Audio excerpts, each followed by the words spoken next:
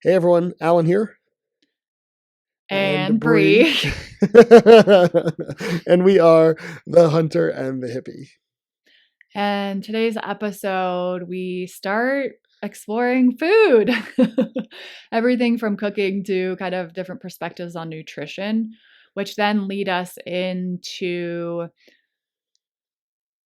sharing a little bit about some of our objectives this summer and a roundabout exploration leads us into resistance and kind of the difference between powering through and not. So we hope you enjoy and get some little nuggets from our talk today. And if anyone has any history or knowledge on the English muffin, please feel free to reach out and share. But we also want to thank Brianna Cote for all of our photography and still images, as well as the Allison Band, ALLYSON, for all of our intro and outro music. And then most of all, we want to thank you for listening. Thank you for tuning in, however you tune in, and please feel free to share. Give us a 5-star rating as well. Writing comments, it helps us out more than you know. Thanks so much and enjoy the episode.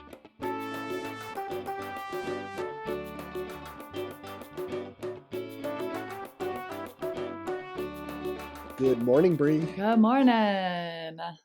How are we this morning? I'm doing great. I'm a baking machine. Baking? What are you baking?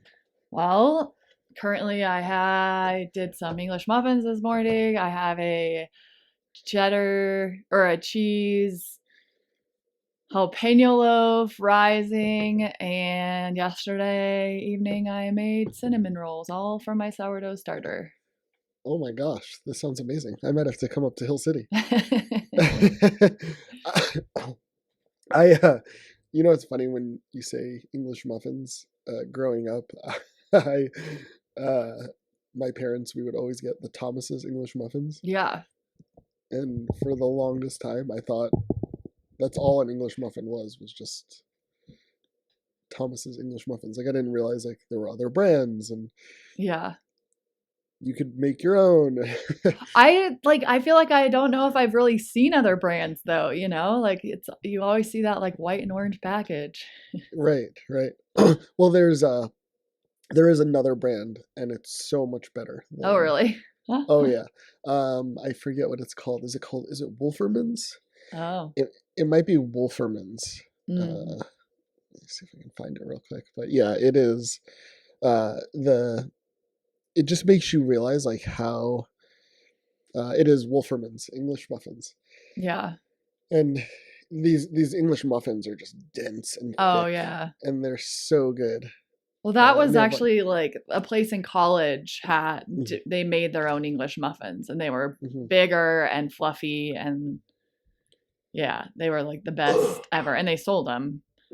But I didn't realize there were other like name brands. Yeah. So yeah, when you go into the store, there's just English muffins. And it's just Thomas's. And like, this is a weird conversation. How is this not a monopoly, right? How is Thomas's not monopolized as the English muffin provider? They control the supply and demand of all English muffins. Is Thomas the first name or last name? Yeah, I don't know. That's a great question. Who is this Thomas family? Yes. And why do they own the English muffin? And did they invent it or did they just?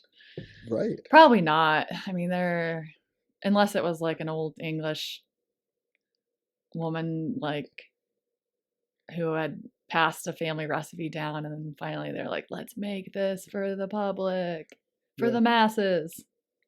And why is it a muffin? It's nothing like a muffin. It's actually like the worst kind of muffin, if you really think about what we know to be a muffin. But the British also like they have different words for different things, like biscuits, right? If you think about that, like our idea of a biscuit is a buttermilk, fluffy, melt in your mouth biscuit, and their word for biscuit is like a cookie. Yeah, right. So And I'm pretty sure, I could be wrong, but isn't an English muffin, they don't call it English muffin, do they call it crumpets? Or is that something different? I don't know. It Yeah. might be. I don't know. Yeah.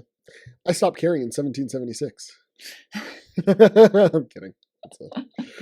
That's a freedom from England joke. Yeah, yeah. That. But we're not completely free because we're still eating English muffins instead of American muffins. No, we eat American muffins too. American, and that's part of the problem. Yeah. Maybe we need to go back to eating English muffins. Yeah, because they're a little bit smaller. Yeah, probably less sugar. Oh man, too good.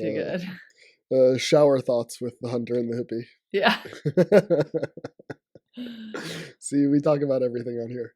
But I did intentionally wake up early enough, so that's the crazy thing with like baking with the sourdough starter. It's like how you plan everything so that you can be available for each phase of it. Yeah, because it's on, like when you do sourdough with like the starter, it's like everything is really specifically timed, yes? Yes and no. So that's the weird thing, is that it all depends on like the heat of your house. Like the temperature of your house will make a difference. And like it is very specific because you don't want to go past the window. Like the answer is yes and no. It's complicated. Yeah. But I knew like there's pretty specific for like my second rise, I'm doing a certain amount of time. The first rise I did overnight. And then like feeding your starter too that's a little more loose. You want it to be active enough so everything rises. And don't you want like, or isn't there something, I did a sourdough starter once. Yeah. And it's just, baking is tough, right? Because like everything is sort of precise. Right? Whereas like cooking is just like, whatever, right? I'm going to do this and see what happens. But with sourdough starter, can't you like you either extend the time, right? Like if you want like a more potent sour flavor, right? Like you can like make it more sour by letting it essentially rot more. Yeah. Right? Like isn't that a thing or no? Yes, yeah. But okay, I don't pay attention too much to that. Yeah, I haven't gotten into the weeds with that, but it's one thing I've learned, because I've never been a baker. I'm all about cooking, and I attribute a lot of my years living in New York and like going to like eating every meal out. Yes. But like trying all these different restaurants, like I attribute a lot of my cooking skills to like those experiences, and then understanding like what goes well together. So yeah, just winging it. But I've also, now that I've started baking more, and it is a bit of an experiment, sometimes I'm not sure how it'll turn out, and mine are not aesthetically very pleasing necessarily. But once you get a general idea of like what the consistency of the dough should be like, things like that, you can wing it a little bit more. Like once you just have an understanding, like I don't weigh anything on a scale. I just use cups, and measure it that way. But I understand what my dough should feel like. And like I am more confident like replacing things.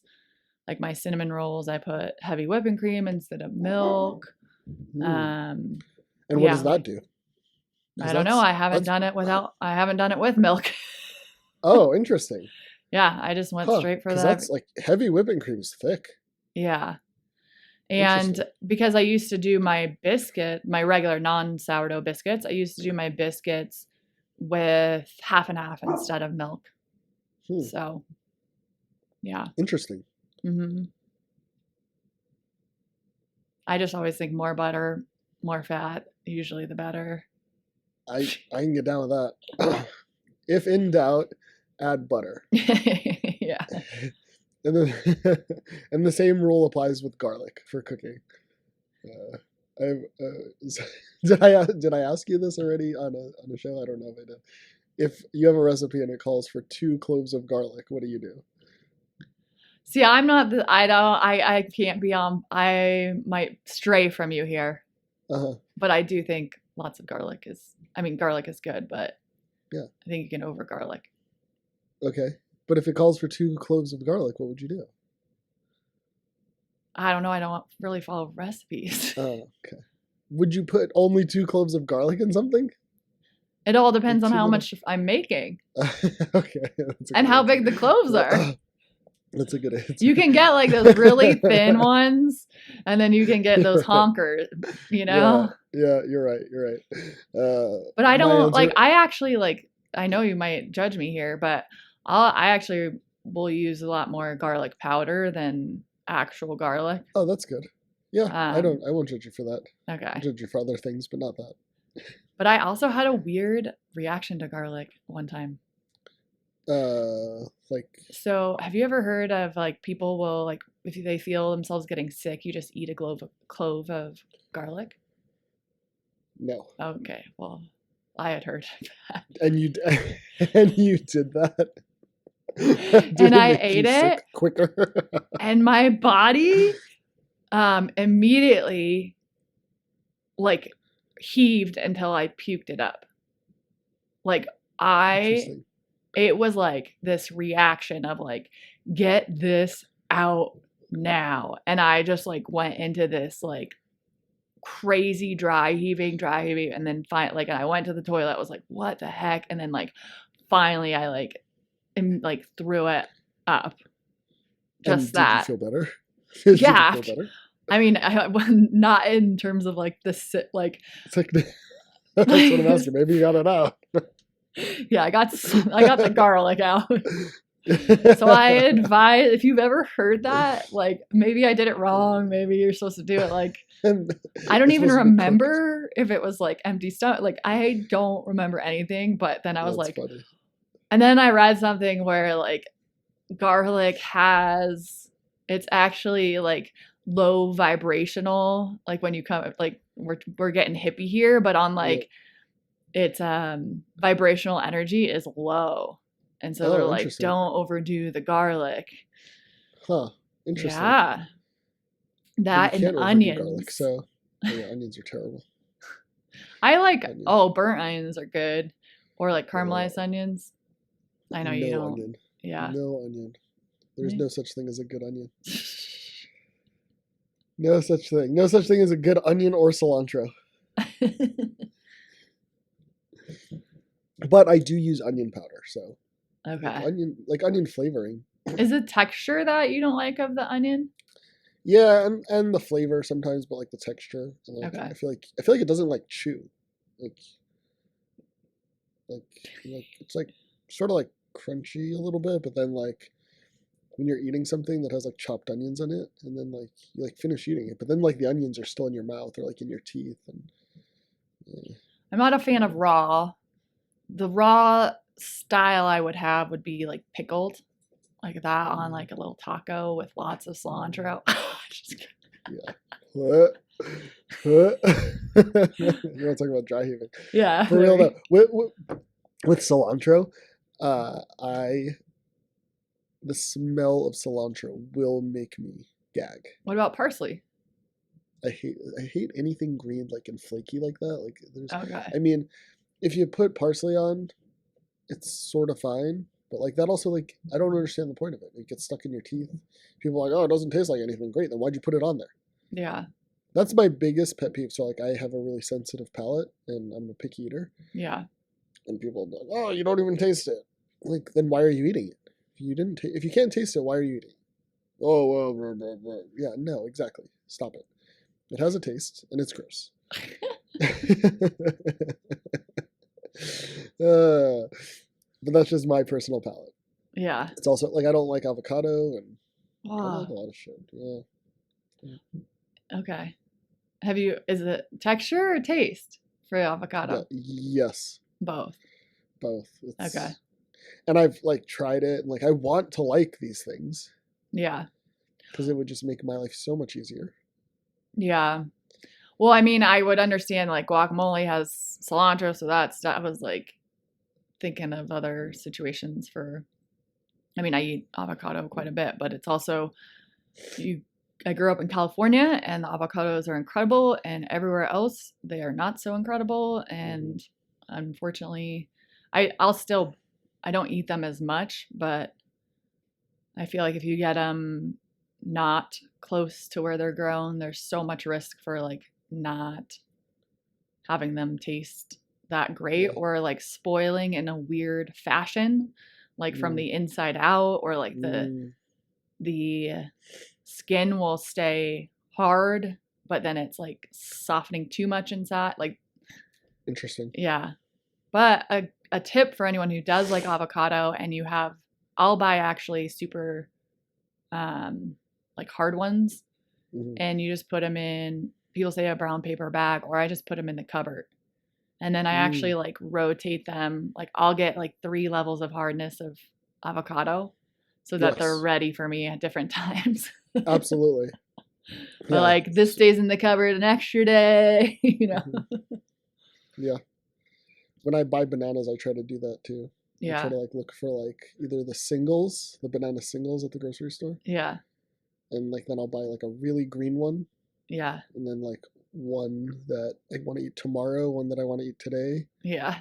Right. So this way they like get to the perfect point. Yeah. Every day. So that's why the banana singles are good. Or I'm the guy like in the grocery store ripping the banana. Oh yeah, me too. Apart. I definitely rip them. Well, because right. I'm like, I don't want 6 of them.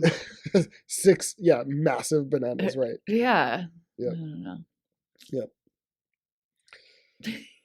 Oh, food. Yeah.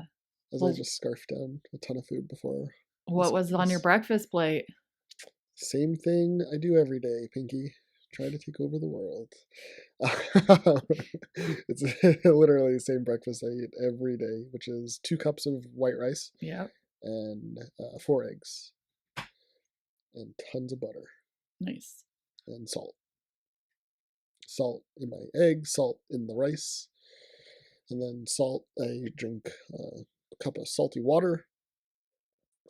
Lots of salt. So I set this goal to climb all the 14ers in Colorado. And I'm really starting to I've been working a lot, or working out a lot. Just like strength training, things like that. That's just normal. Yeah. But now I have to add in the cardio aspect. And that's been really interesting. So I'm trying to stay ultra hydrated. But I've been waking up for the last week doing 6 a.m. spin classes. Have you ever done a spin class?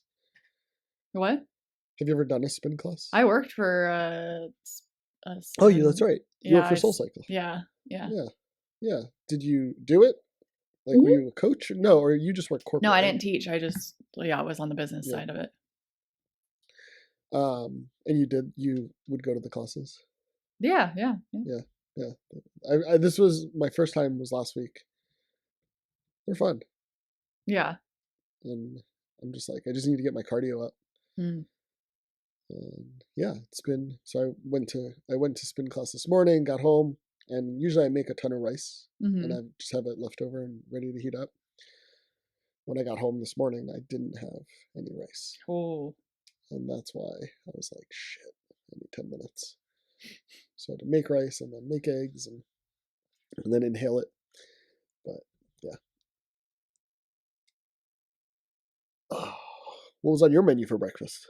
I haven't eaten yet. I just had my coffee and I'll eat later. Yeah, I'm doing not so much of my intermittent fasting like I was for a while, but I am trying to make sure that I am fasting for 14 hours. So I try to do 14. Okay. Yeah. That includes your 8 hours or so, whatever you're sleeping? Yes. Yeah.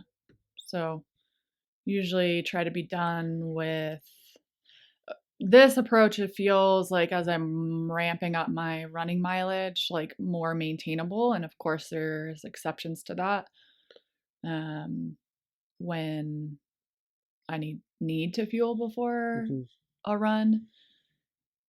But with 14 hours, right, I can, if I finish eating at 6 p.m., I can still, what would that be? Oh gosh.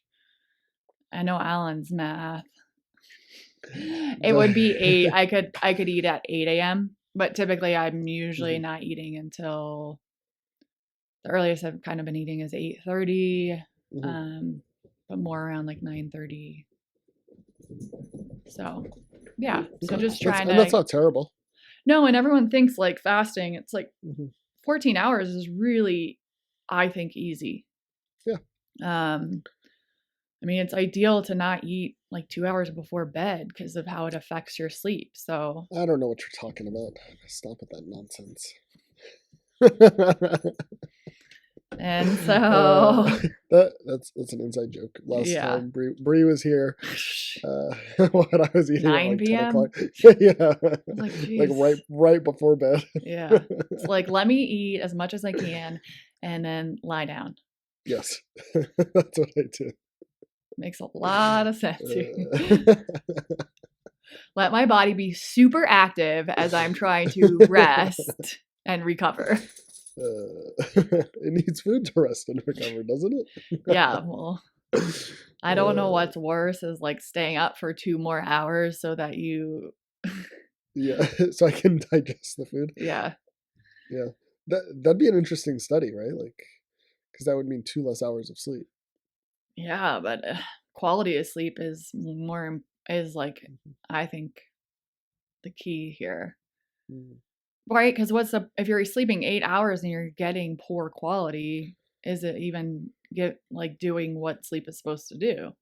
Mm-hmm. I don't know. I don't. Yeah. I don't have the answer, but It's about like doctor. the amount of sleep is saying like that amount of quality sleep, not just blanket time. But and also consistency, right? Is so like if you have to eat late, but you're keeping with the consistency of your like sleep and wake times, I think that plays a good role too, or an important role. But yeah, 14 hours, guys, you can do it. Right? I mean, think about that. If you can finish eating by like, even if you finish eating by 7, you can eat at 9 a.m. Yeah. So. Yeah, I realized I like felt really good when I was doing I used to do the window 12 to 8 p.m. And I'm always experimenting, and I think there's something important like about changing your diet, because that's like when you think about back in the day, like way, way, way, way back in the day, things were always changing, right? If they had meat, they were eating a lot of meat. If they didn't have a kill, they were not eating as much meat. If times were tough, they were fasting more. There was always this variety that was happening in terms of what and the way that our ancestors ate. And that's why I like to it's not when I stopped doing intermittent fasting, it's because it wasn't because I didn't believe it worked or anything. It's just one, I was starting to ramp up a lot of running, and lifestyle plays an impact, right? Of like what's going on and if you can maintain that. And so I did a lot of experimenting also because there was I had been hearing a lot about female nutrition, and saying that like we shouldn't be fasting. It was really interesting. What was the reasoning? Because of the way that it affects our hormones, and that it like puts us into like, it increases our cortisol by not like feeding within like 2 hours of waking up. And so like you go into fight or flight, and that's a lot of what they'll say is like, don't drink coffee on an empty stomach because it'll spike your cortisol and you'll have fight or flight, and that'll impact the way that your the way your hormone, like it impacts our hormones. And does that? Is that true? Or I'm sure there's some relevance to it. I don't think things that go out there, I don't think are just made up out of thin air. Yeah. But I was like, man, so I started to eat like I would do my yoga, meditation, and then I would eat and make my coffee.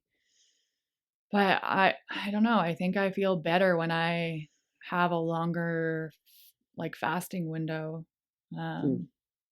So yeah. Interesting.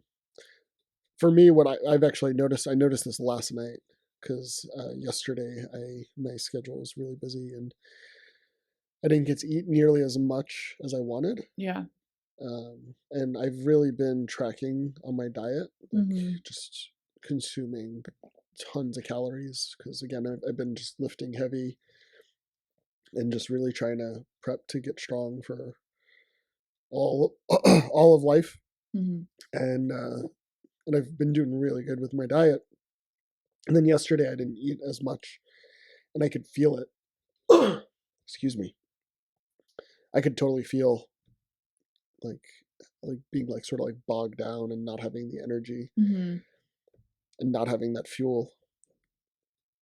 And it was interesting to notice that, you know, like you're talking about fasting and, you know, I think everyone's different and just what and like mine is not nearly as fine tuned because I do eat whenever.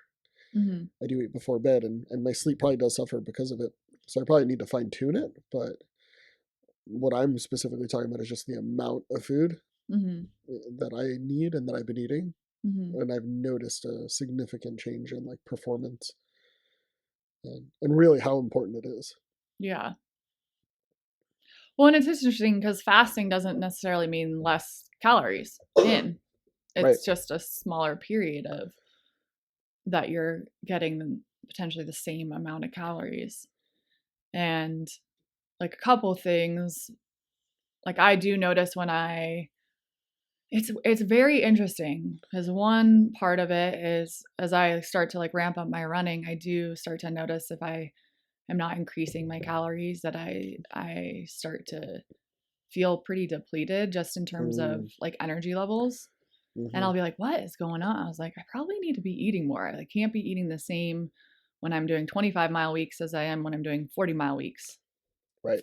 Or even just starting to do like longer runs because you can't remember where I read, but they say like when you start to do those long runs, you're kind of burning, your metabolism is like ramped up for that day and the following day. And I have personally noticed like I tend to be super hungry the day after a long run. Like I am just ravenous. Yeah. Yeah.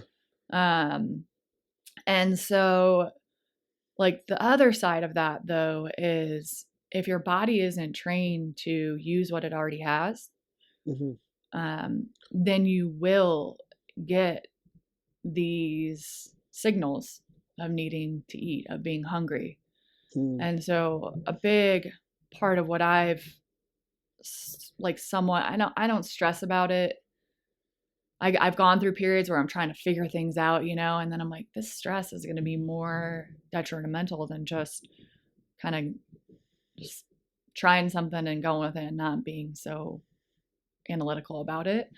Yeah. But one thing I've just been mindful of is the like stacking of food, right? And so, and that's meaning this is like very buzzy right now is like blood because people are doing some continuous blood glucose monitoring. Right.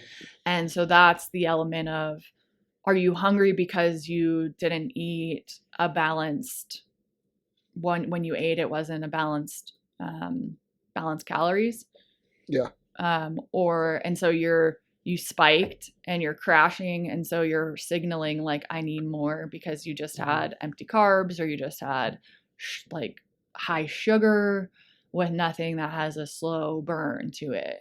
And so it's like, I was just in this actually like hormone.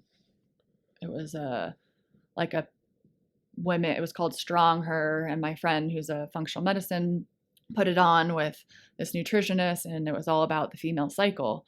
And they said that one of the books they referenced was the woman, she said she had just like sugar as a snack. And what happened to her, like she had the spike and the crash, but then she had a donut after a meal and she sustained. Right. So it's not about eliminating the sugar or the dessert or things like that.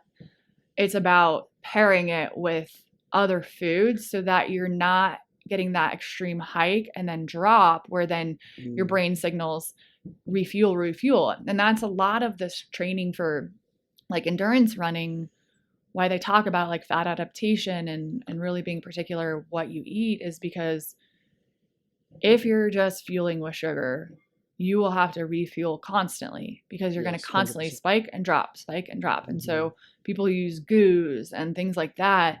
They're constantly needing to refuel because their body's not trained to, well, one, it's not getting energy that slow burns. And then two, their body's not trained to use what fuel it already has stored. Yeah.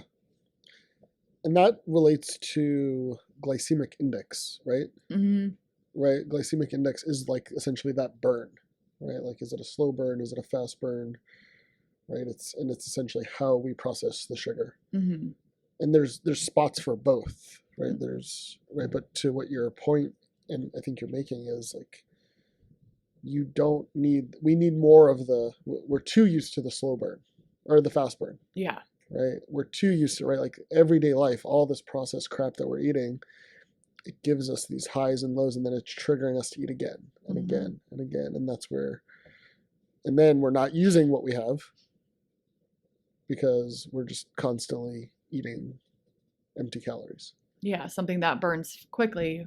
And it is, what I'll say is, if you are exploring going into, so like, I want to like differentiate, there's being in ketosis and there's a ketogenic diet, right? So a ketogenic diet is to put you to be able to be in ketosis and stay there, but you don't need to do that necessarily to be in ketosis. And so what happens is when you start to train your body to burn its like fat stores, it takes more energy to burn that. So you could also, it's like getting used to then feel like that shift. Versus, again, the quick energy is like easy. It's like easy for our body to do that. So, but it then results in, again, this massive fluctuation and constant, can be this constant need signaling of like depleted. So, and that's kind of with running, they say like people I think stick a lot with the quick fix because you're constantly if you stay ahead of the game, you're always getting that boost and it's easier. So it takes less energy for your body to burn the carbohydrates and the sugars. So if you think of like it's less energy, you have more energy allocated to other things, right? But then if you are doing the slow burn, it takes more energy, so you might feel a little more like slower. Like I have a friend who said, he's like, I've never been as fast as I was since I switched over to like focusing more on like the ketosis and slow burn. But it's really hard to determine if that's what it is or it's just like your other things, right? Right. There's so many other factors. And that's with any diet, any nutrition, you can never actually isolate. Yeah. Because of every other factor that plays a role. Yeah. And hormones, right? Like, that's right. What is your body doing? How's your body responding? It's all right. Time of the day, circadian rhythms. everything has a play on it. Mm-hmm. So it is really hard to pinpoint exactly what's going on. And I've said this before. I am like a firm believer in this is where I do appreciate like Ayurveda, just that they say like we have, 3 different compositions and combinations of those compositions. And so there's not one way to eat that's appropriate for everyone. And so if you just remove necessarily what Ayurveda is, like the technicals of it, but the idea that like this ancient tradition, this ancient science, like that resonates so much more, because I really just think every single person digests different foods differently. Yes. And eat, the way that they eat optimally for an optimal experience of life is going to be different. It's going to change. Like I said, like I can't eat the same when I'm running 25 miles a week as I am when I'm running 40, right? And it's also not a science too, right? Like you have to play with it. Right? Like it is a science, but it isn't. Well, science is meant to be, right, experimented with, exactly, and questioned, and yes, and you're supposed to fail and figure out new ways to do it. Yeah, you're absolutely right. Prove it wrong. Yep. Yeah, that's the main goal. Yeah. Prove it wrong. And then you mentioned something else too. You said staying ahead of the game. I think that's I don't know what's going on today with the old throat, but you mentioned like staying ahead of the game, and that's really important too. Is never getting your energy stores to empty, because then trying to catch up, trying to like play that catch up game, trying to refill completely, it's a losing battle, right? And especially as you go longer distances, or right, you want to go heavier weights or whatever it might be, you want to climb harder. It's always staying on top of keeping your gas tank, right? Like if you think of it like a car, you're not going to let some people run their tanks all the way to empty, right? But you want to keep that thing going and full and prepared and ready to go. And it's what you've trained, like it's what you've adapted your body to. And so there is an ultra runner who has run 100 miles with no fuel. He ate absolutely nothing. He's done it twice now. Oh, really? Who? And he's gotten he's called the low carb runner on Instagram. I can't remember his name. He actually paces, he paced Cam Hanes in the Crazy Mountain 100. That's how really? I found him. Yeah. He's out of Utah, and he got a lot of negative like backlash for doing it the first time. And where I learned this is he then posted about, he had a client who did it. And, he basically was like, my client's not used to getting like negative, like all this negative backlash. It's like, at this point, I'm used to it. And he had like done it again to prove, I don't know what it was. But this guy's like, he's trained his body to do that. And he's not telling other people to do it necessarily, like he's not. Like, I'm not going to tell someone to go run 100 miles if they haven't even, if they've never ran 10 miles, whatever it is, right? 1 mile. So, like, people like to just pull stuff out of context. And,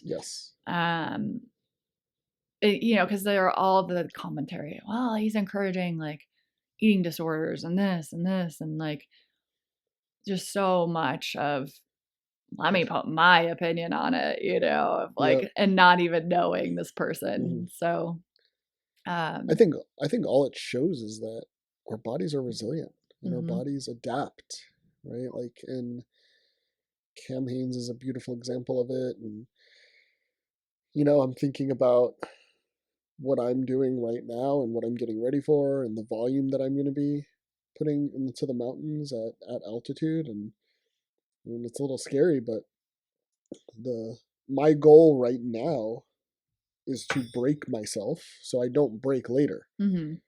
right? It's to find all the chinks in the armor, right? So I can fix them when, this way, when the time comes when I'm 17 miles in on Capitol Peak and, feel like I want to die, but I know how to handle it now, right? So I think that's what it's, right? Like everyone wants to focus on, oh, it's, perpetuating eating disorders.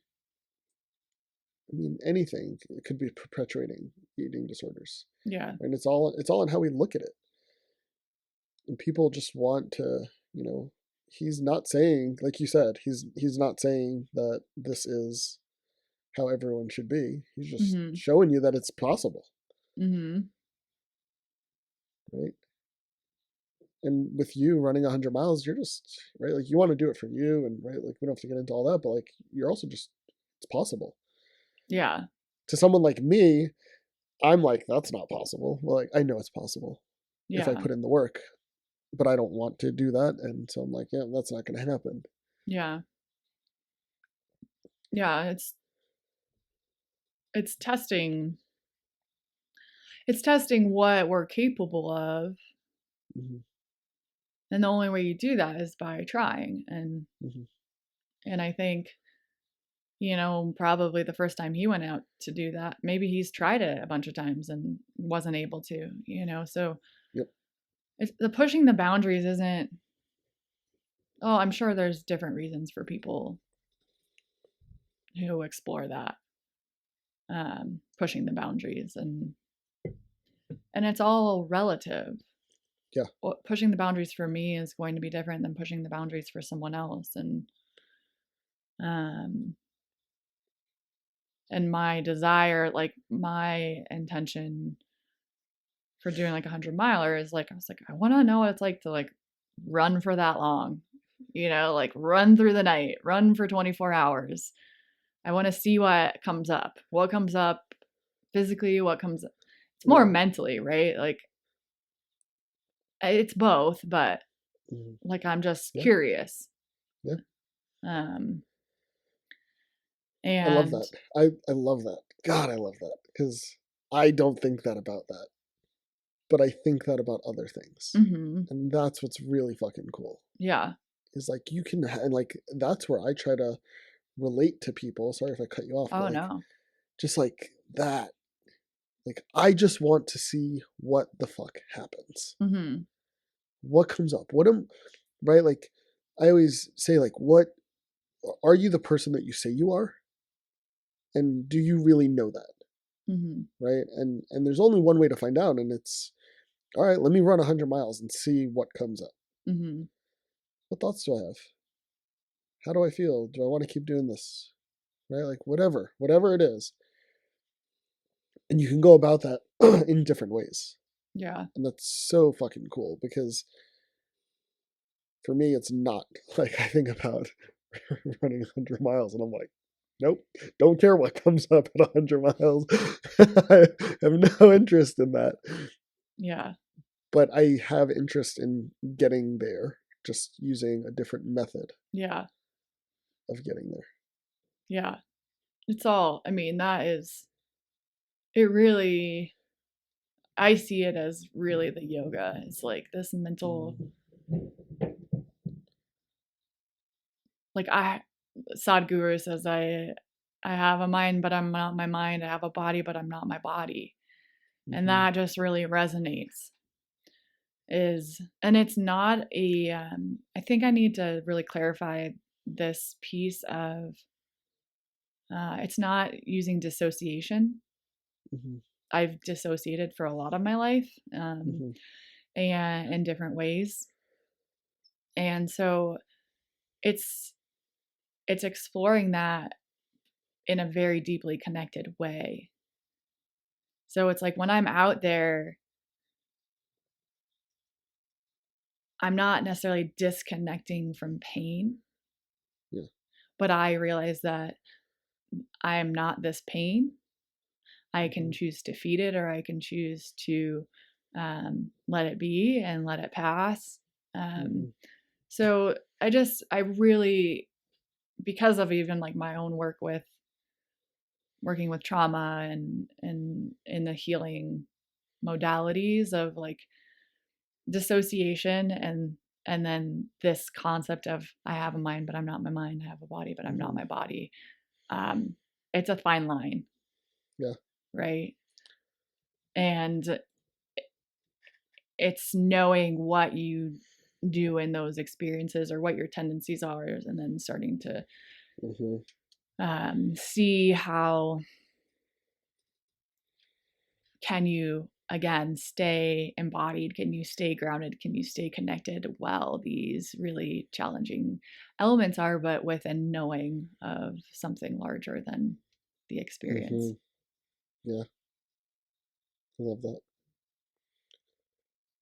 And it's like when I'm running, yes, like thoughts come and go and whatever. And there's times where I'll use like I'll use mantras to like, oh, I shouldn't be thinking about that, like, oh, my mind's like thinking about this thing. And it's like, okay, bring it back, bring it back. But a lot of the time that I'm running, it's like I'm just so connected to my breath, especially because I built out a breathing program for running. And so to help people optimize their breathing, potentially move to fully nose breathing while running.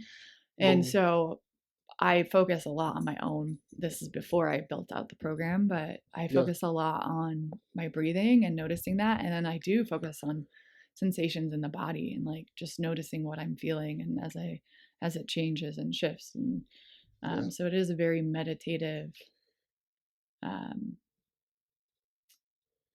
like I can move into that, like what we would say in meditation, like witness consciousness while I'm running. Sorry,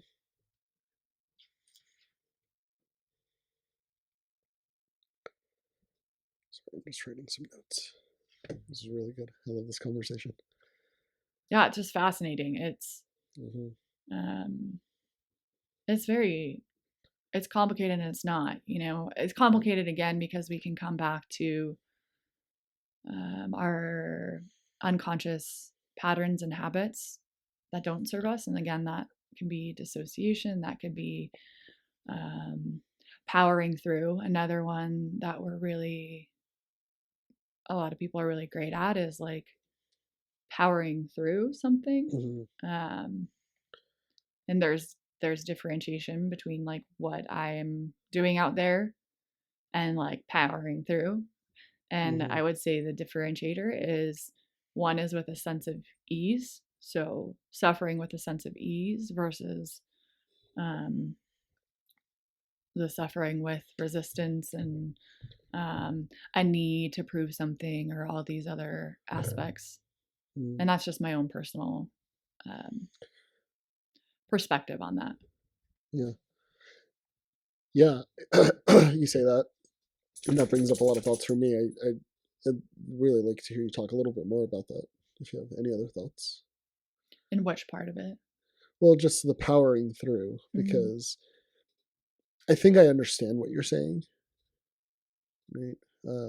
For me, I think there's absolutely a time to power through, but I think maybe we're just saying the same thing, just different words or different word choice.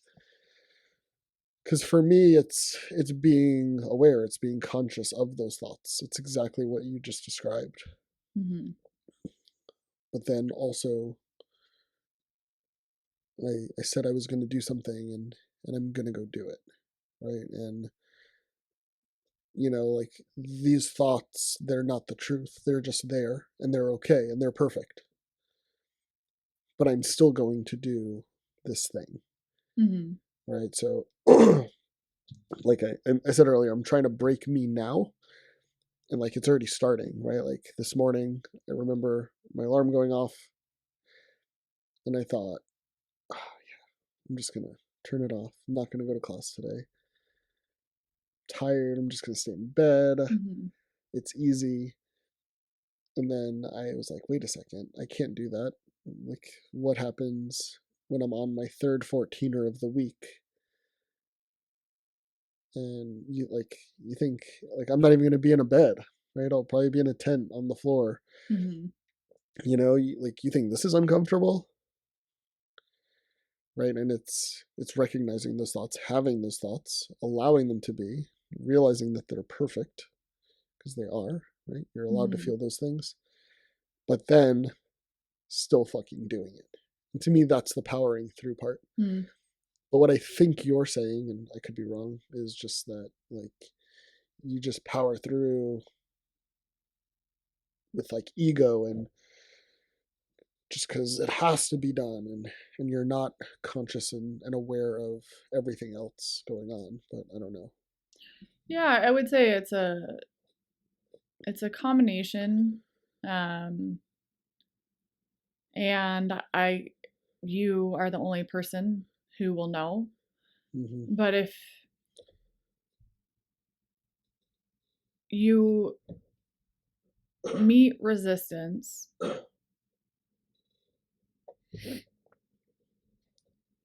and again, whether you choose to power through or not is, there's no right or wrong, right? It's perfect. It's all in. Yeah. But where is your reaction to resistance and what you choose coming from? And so you said ego. And so powering through because I have to, for all these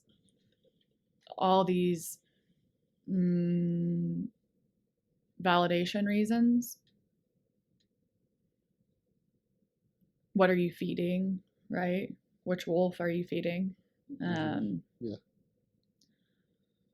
Feeding the hungry one. The hungry. Fucking hungry. Yeah. Got all these miles to go. I know. Feed whichever one wants to eat. And so you can, and I would say part of this is also just simply a shift in your own experience of life. Is, can you, it's really hard to, I'm trying to think of a more succinct way to explain it, but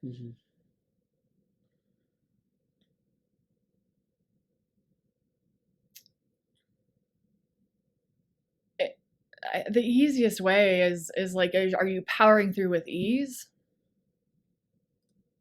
Right? So are you meeting resistance and saying like, okay, I'm gonna move through this resistance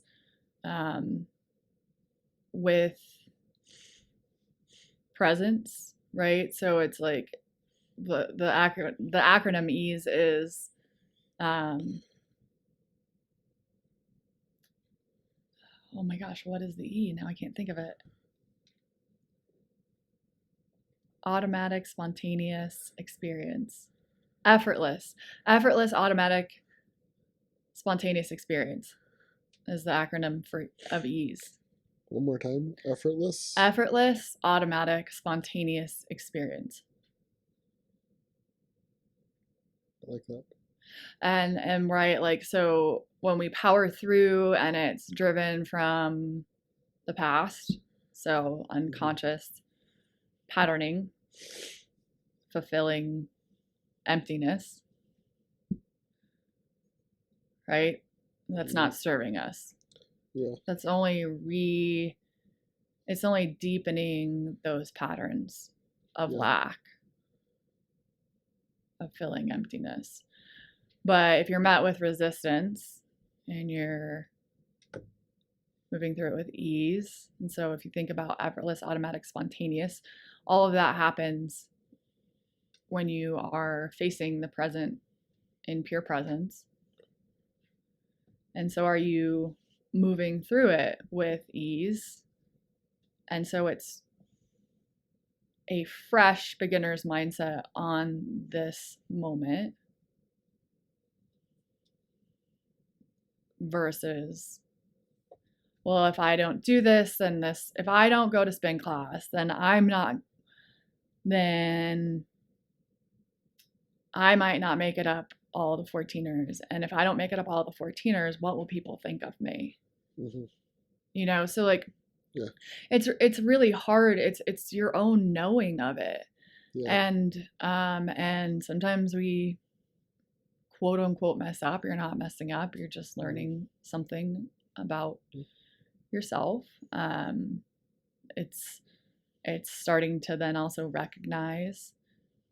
So it'd be like, even an example, I don't know, like if I'm running 100 miles and I know my nutrition is not there, and there's something in me that knows this is not appropriate for me to keep going, and I do.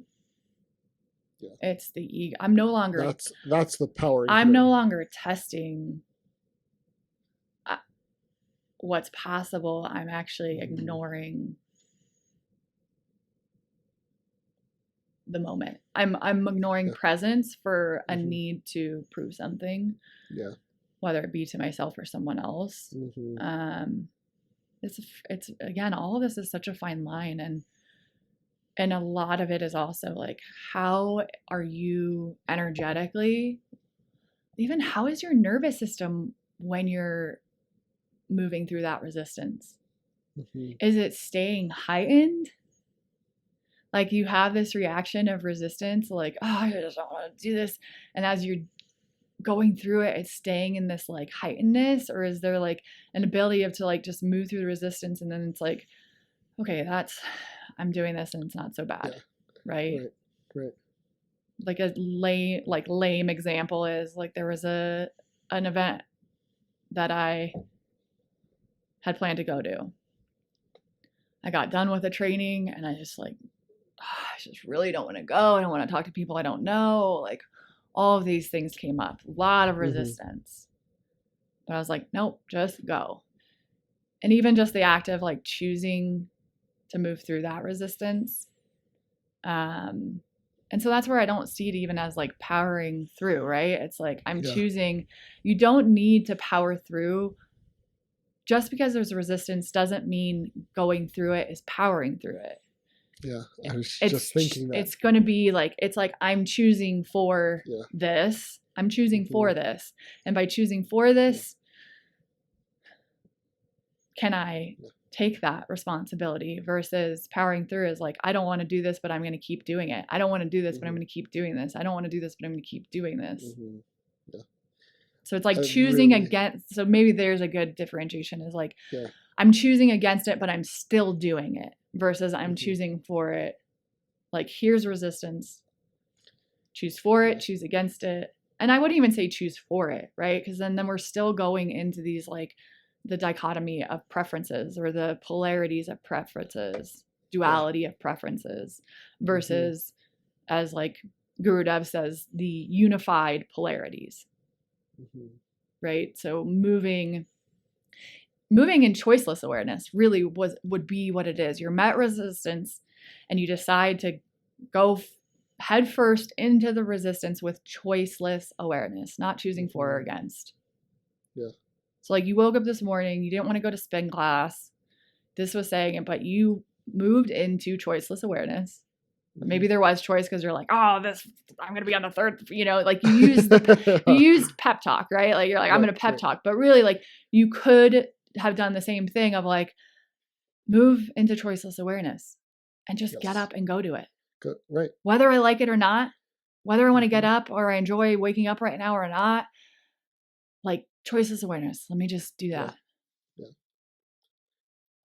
I love that. And you nailed it. No matter what, you're still moving through it, right? Like, just how are you moving through it? Yeah. Right? Are you gracefully moving through it, or are you powering through it? And right, like powering through it, it isn't graceful. It doesn't feel good. Yeah. So yeah, I love that differentiator, right? And then we can just gracefully go through it. Yeah. And just be there and enjoy the moment. And yeah, I really love that. That's so well put. We just had to like talk it out, right? Because it is a lot of work I've done on myself, but it is very hard to put into words. It's much easier, and I'm sure we've all experienced it in a way. of the difference between moving through resistance from a power through point of view or just moving through resistance. Yep.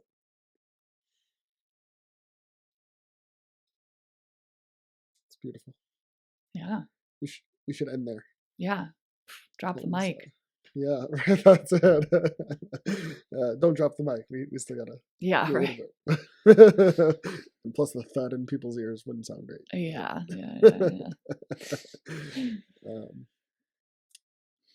Would you like to go breath, or should I do journal first? Or?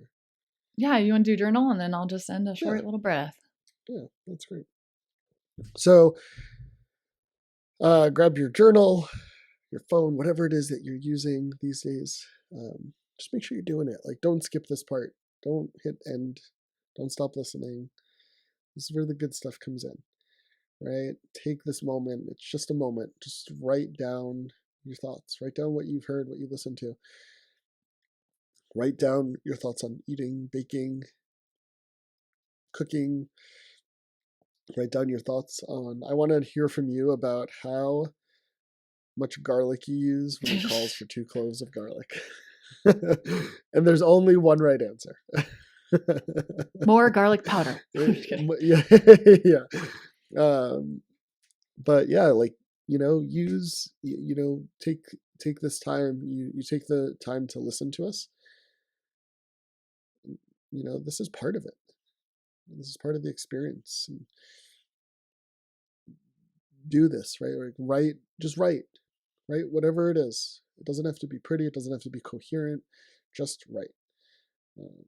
Write about whatever you think about resistance and powering through. Again, reach out to us. Share your thoughts with us. You can contact us all sorts of ways. Instagram, email. We love hearing from people. We love hearing different perspectives, because all we're doing is sharing our perspective from our experience.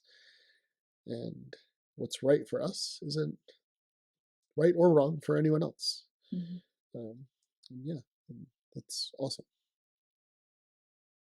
All right. So, wherever you are, if you can close your eyes, just close your eyes. And as always, if you're in a situation where you can't close your eyes, you can either soften the gaze or look downward. And when I say soften the gaze, it means kind of release focus on any one point. And then bring your attention fully into the body, into your breath.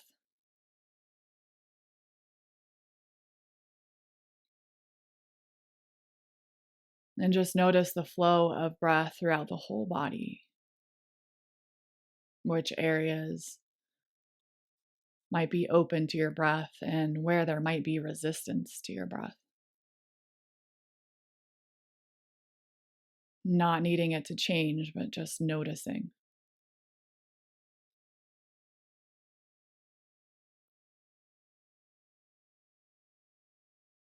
In a moment, I'll move us through just a couple rounds of tension and relaxation. And if you have high blood pressure, glaucoma, or any other reason you can't have pressure in the head, just breathe normally as you tense the body.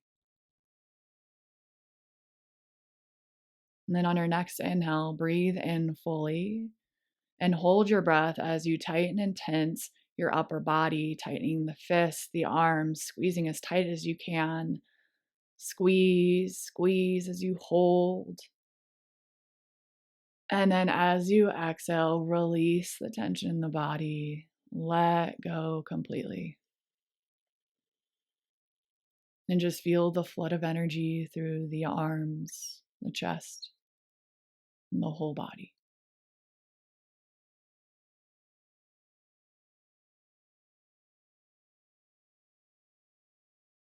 This time you'll tighten and tense the whole body if it's available. Otherwise, just arms, unscrunch the face. So breathing in, tightening and tense the whole body, squeeze the buttocks, maybe flex the feet, grip the quads, fists. You can even scrunch the face, Abdomen in, squeeze, squeeze, hold the whole body. And then exhale and release. And be fully absorbed in what you feel here.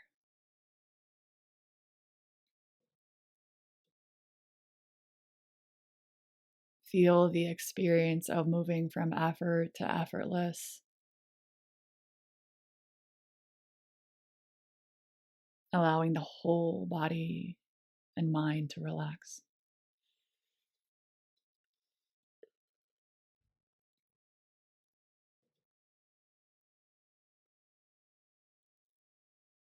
And staying connected to this inner experience. You can slowly flutter your eyes open if they aren't already.